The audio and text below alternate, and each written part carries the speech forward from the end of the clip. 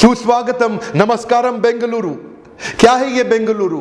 Global hub of technology startups, Silicon Valley of India. आजादी के समय बता दिया गया था it is going to become future of India.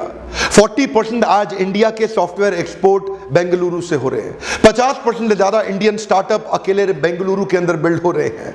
80% से ज्यादा जीडीपी कंट्रीब्यूट पूरे कर्नाटका की अकेले बेंगलुरु कर रहा है। जिस तेजी के साथ आज मशरूमिंग स्टार्टअप्स बेंगलुरु में बढ़ते जा रहे हैं, लोग एक्सपेरिमेंट कर रहे हैं, रिस्क ले रहे हैं, आ रहे हैं वीसी के पैसों पे, बारपीई के पैसों पे फटाफट ट्राई मार रहे हैं। कोई एंजल इन्वेस्टर आए, मेरे को हेल्प करे। वो जो ग्रोथ रेट एक्सपेंशन का है बेंगलुरु का दुनिया में नंबर 1 है, लेकिन जो ओवरऑल रेट के मामले में है बेंगलुरु आज लंदन से भी आगे निकल गया, टेल अवीव से आगे निकल गया, इजराइल। इनफैक्ट ग्लोबल रैंक पे आज 7th रैंक पे आ चुका है इंडिया का बेंगलुरु, जो कुछ साल पहले 21वें नंबर पे हुआ करता था। ऑफ कोर्स सियाटल को पीछे करना अमेरिका का मुश्किल है, न्यूयॉर्क को पीछे करना मुश्किल है, सिलिकॉन वैली को पीछे करना मुश्किल है, शिकागो को पीछे करना मुश्किल है, लेकिन अब 7वें रैंक पे अमेरिकन सिटीज के बाद आ चुका है। इनफैक्ट आज जो दुनिया की टॉप 20 टेक सिटीज हैं, उनमें बेंगलुरु मोस्ट अफोर्डेबल है। दुनिया भर की कंपनीज में इतना सस्ता होने के कारण आईटी आउटसोर्सिंग सारी बेंगलुरु में बढ़ती चली जा रही है। आज हमारे देश के मैक्सिमम एक्सपोर्ट्स आईटी के सॉफ्टवेयर के क्योंकि बेंगलुरु से हो रहे हैं, तो ये आने वाले समय में चांसेस हैं 2020 के अंदर ये सिलिकॉन वैली को भी हिला देगा। पर जितनी तेजी के साथ ये एम्प्लॉयमेंट जनरेट कर रहा है, बहुत तेज एम्प्लॉइज बढ़ते चले जा रहे हैं, सॉफ्टवेयर इंजीनियर्स आज आ रहे हैं बेंगलुरु के अंदर, लेकिन हो क्या रहा है, जितनी तेजी से आ रहे हैं उतनी तेजी से जा भी रहे हैं। स्टार्टअप सफल नहीं हो रहे बहुत तेजी से।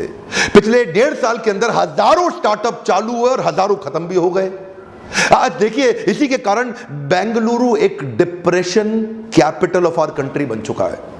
ऐसा बताया जा रहा है कि 50% से ज्यादा लोग डिप्रेशन की तरफ बढ़ने लगे हैं बेंगलुरु के, क्योंकि प्रेशर बहुत ज्यादा हो चुका है। अच्छा, इसमें हो क्या रहा है कि टेक्निकल एक्सपर्टीज, टेक्निकल स्किल अलग चीज है और बिजनेस स्किल अलग चीज होती है। ध्यान दीजिए, एपीआई को समझना, सॉफ्टवेयर को समझना, इंटरनेट ऑफ थिंग्स को समझना, मशीन लर्निंग को समझना, आर्टिफिशियल इंटेलिजेंस को समझना, ये एक चीज है, ये आपके टेक्निकल स्किल है, लेकिन बिजनेस स्किल कुछ और ही होता है। और बिजनेस स्किल की कमी से हो क्या रहा है, टेक्नोलॉजी वाले माइंडसेट के लोग आते हैं, बड़े प्रेशर में 18-18 घंटे काम कर रहे हैं, जिसके कारण आज Bengaluru number 1 suicide capital of our country बन चुका है। आज बेंगलुरु के अंदर हर रोज कम से कम 5 लोग रिपोर्टेड सुसाइड कर रहे हैं और कम से कम 100 लोग अनरिपोर्टेड सुसाइड भी कर रहे हैं।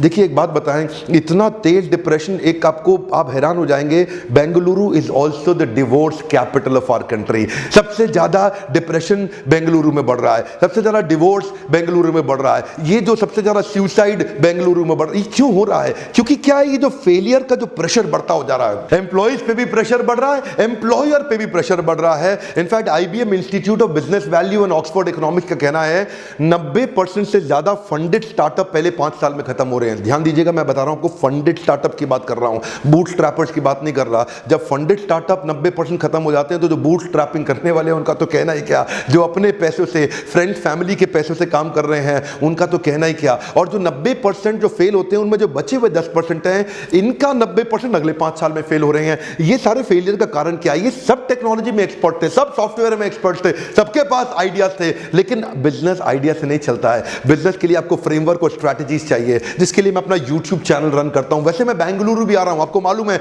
लगभग 15 चीजों पे मैं बेंगलुरु में आके आपके साथ फोकस तरीके से काम करूंगा कि वो 15 कारण हैं जिनसे एक बिजनेस को सस्टेन किया जा सके। ध्यान दीजिए, अगर आपका स्टार्टअप है या आप स्टार्टअप शुरू करने वाले हैं, अगर आपका छोटा बिजनेस है या आपका बड़ा बिजनेस है, कुछ 15 चीजें जो मैं आपको बता रहा हूं, बहुत काम किए आपको। ऑफ कोर्स मैं बेंगलुरु में भी आपके साथ आके फिजिकली लाइव चर्चा करूंगा। बिजनेस नेगेटिव मार्जिन पे नहीं होना चाहिए और बिजनेस में नेगेटिव कैश फ्लो भी नहीं होना चाहिए, दोनों अलग अलग चीजें हैं। नेगेटिव मार्जिन प्रॉफिट की बात करता है और कैश फ्लो, कैश की वर्किंग कैपिटल, रनिंग फ्लो के बारे में बात करता है। जब आप बिजनेस बिल्ड करते हैं, कॉम्पिटिटिव एडवांटेज के ऊपर बिजनेस होना चाहिए। मैं ये जो 15 चीजें डिस्कस करने वाला हूं, इनको भी ध्यान से सुनिए, हो सके तो आप आकर के मुझसे मिलिएगा भी। बिजनेस चालू करने से पहले need and urgency of the product को इवैल्यूएट करना जरूरी है। उसके बाद मार्केट साइज को इवैल्यूएट करना जरूरी है। आपका market size, terms, total addressable market size होगा कितना, फिर आपका कोका कितना निकल के आ रहा है कैलकुलेशन में, कॉस्ट ऑफ कस्टमर एक्विजिशन। ऐसा तो नहीं कि आपको कस्टमर जोड़ने में बहुत पैसा लगाना पड़ रहा हो। कॉस्ट ऑफ कस्टमर डिलाइट कैसा है? ऐसा तो नहीं आपका कस्टमर कभी खुशी ना होता हो। आपके प्रोडक्ट की यूनिकनेस कितनी है, कॉम्पिटिटिव एडवांटेज कितनी है? ऐसा तो नहीं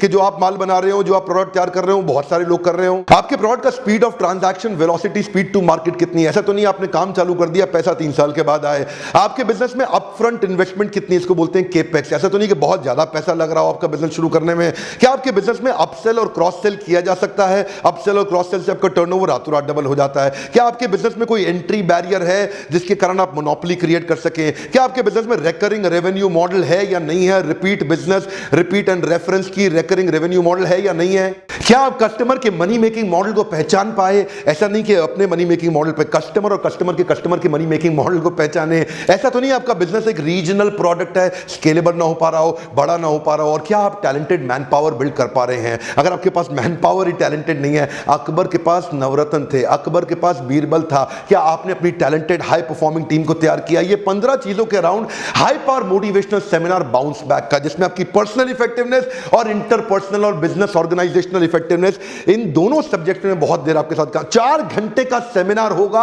आप डेट ब्लॉक कर लीजिए और मुझसे मिलने आइएगा। ध्यान दीजिए कैलेंडर को, 16 दिसंबर संडे सुबह 9 से 1 बजे तक। संडे का जो आपका फर्स्ट हाफ है उसको मेरे साथ रहने के लिए ब्लॉक कर लीजिए। सुबह सुबह आप आ जाइए मुझसे मिलने के लिए। सुबह 9 बजे से 1 बजे तक इंदिरा नगर क्लब बेंगलुरु के अंदर हमने एक सेंट्रलाइज्ड वेन्यू ढूंढने की कोशिश करी है, जहां आप आसपास बेंगलुरु के कहीं से भी हैं। मैं बार बार साउथ इंडिया आता नहीं हूं, एक अपॉर्चुनिटी है, आइएगा मुझसे मिलने के लिए। आप इंडिविजुअल बुकिंग के लिए या बल्क बुकिंग के लिए इसी बोर्ड लाइन नंबर पर फोन करके अपनी सीट ब्लॉक कर लीजिए। मेरे सारे इवेंट्स हाउसफुल जाते हैं, लोगों को बाद में टिकट मिलती नहीं है। पहले टिकट ब्लॉक करने का आपको बहुत फायदा होगा। अच्छा, इसमें 4+1 की स्कीम भी है। फोन करके पता लगाइए ये 4+1 की स्कीम क्या, कहीं ऐसे आपसे फायदा छूट ना जाए। और एक रिक्वेस्ट करूं, मैं चाहता हूं बेंगलुरु के अंदर इस वीडियो को फैला दीजिए, आसपास के शहरों में वीडियो को फैला दीजिए। डॉक्टर बिंद्रा का बार बार साउथ इंडिया आना नहीं होता है। और एक बात बताऊं, ये दुनिया का बेस्ट पर्सनल इफेक्टिवनेस और ऑर्गेनाइजेशनल इफेक्टिवनेस का एकमात्र सेमिनार, जिसको बाउंस बैक सीरीज बोलते हैं।